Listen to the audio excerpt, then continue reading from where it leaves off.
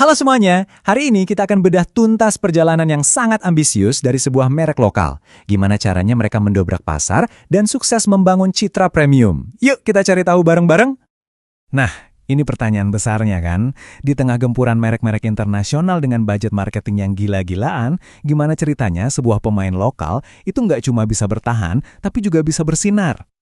Jawabannya ada di merek yang satu ini, Makeover. Mereka inilah jagoan dalam cerita kita kali ini.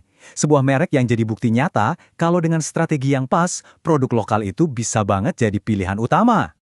Oke, mari kita bedah lebih dalam. Kita mulai dari awal ya, kita lihat gimana sih merek ini membangun fondasinya dan apa sebetulnya yang bikin mereka jadi begitu istimewa di mata konsumen.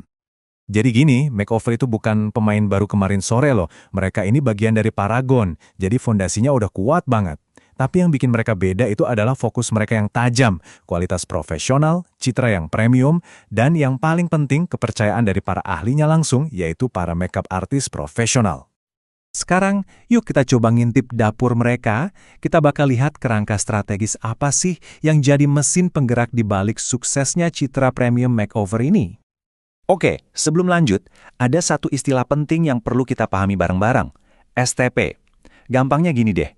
STP itu cara perusahaan buat, pertama, memetakan pasar atau segmenting, kedua, memilih mau nembak ke grup yang mana, itu targeting, dan ketiga, menciptakan citra yang unik di kepala target mereka, nah itu positioning. Nah, ini dia yang menarik banget. Coba lihat deh gimana spesifiknya Makeover memetakan pasar mereka. Mereka itu nggak berusaha jualan ke semua orang, nggak sama sekali. Mereka tahu persis siapa pelanggan idealnya, perempuan muda, modern, tinggal di kota besar, aktif banget di sosial media, dan ngelihat makeup itu sebagai cara berekspresi. Tepat sasaran banget kan? Dan inilah hasil akhirnya. Sebuah pernyataan positioning yang jelas dan kuat banget. Coba perhatikan deh, setiap kata di sini, premium, profesional, elegan, itu dipilih dengan sangat strategis buat membangun citra yang mereka mau.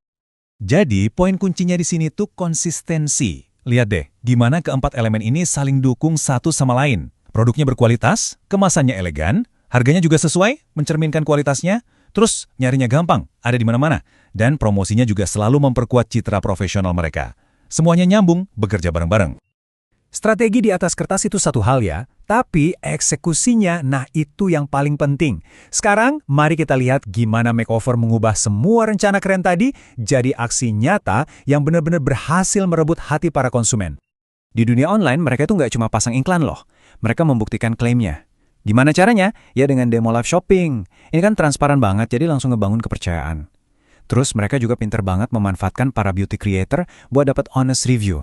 Dan yang paling penting, mereka bikin proses belinya super gampang. Genius. Nah, kalau di dunia nyata, mereka membangun kredibilitasnya di level paling tinggi. Menjadi makeup resmi untuk Jakarta Fashion Week itu bukan cuma soal sponsor ya, itu pembuktian. Ini cara mereka bilang, hey, produk kami ini kualitasnya teruji, cukup tangguh untuk para profesional di panggung sekelas Fashion Week. Dan ini nih gambaran sempurna dari perpaduan dua dunia itu. Jangkauan digital yang luas banget digabungkan sama pengalaman fisik yang mendalam dan terpercaya. Inilah yang namanya strategi omnichannel yang dieksekusi dengan, ya, sempurna. Seringkali kesuksesan sebuah brand premium itu justru ada di detail-detail kecil yang nggak kelihatan. Nah, sekarang kita bakal kupas tuntas elemen-elemen psikologis yang membentuk cara pandang konsumen terhadap Makeover. Coba deh, perhatikan. Kenapa warnanya hitam dominan? Kenapa desainnya minimalis? Itu semua bukan kebetulan. Ini adalah sinyal visual yang secara nggak sadar langsung ngasih pesan mewah, profesional, berkualitas. Jadi setiap kali kita pegang produknya, pesan itu langsung terasa. Terus, ada juga slogan mereka. Ini bisa dibilang intisari dari identitas brand ini. Sebuah kalimat pendek, tapi pesannya kuat banget dan relevan dengan zaman sekarang.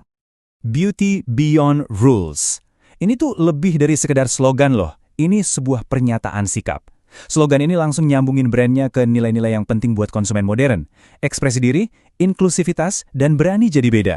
Inilah yang bikin Makeover terasa relevan banget secara budaya. Oke, setelah kita bongkar semua strateginya, kira-kira pelajaran utama apa sih yang bisa kita petik dari kesuksesan Makeover? Yuk kita rangkum poin-poin kuncinya. Kalau kita lihat dari sisi internal, kekuatan mereka jelas banget ya. Brand lokal yang dipercaya, produknya berkualitas, distribusinya luas. Tapi mereka juga sadar sama kelemahannya. Karena harganya premium, ya artinya mereka sengaja nggak main di segmen pasar yang harganya lebih murah. Nah, dari luar, peluangnya gede banget. Ada tren dukungan untuk produk lokal, ada pertumbuhan digital yang pesat.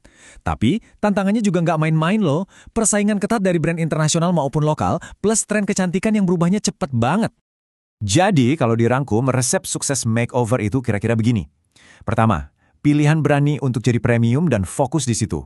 Kedua, komitmen buat selalu ngebuktiin kualitasnya, bukan cuma ngomong doang.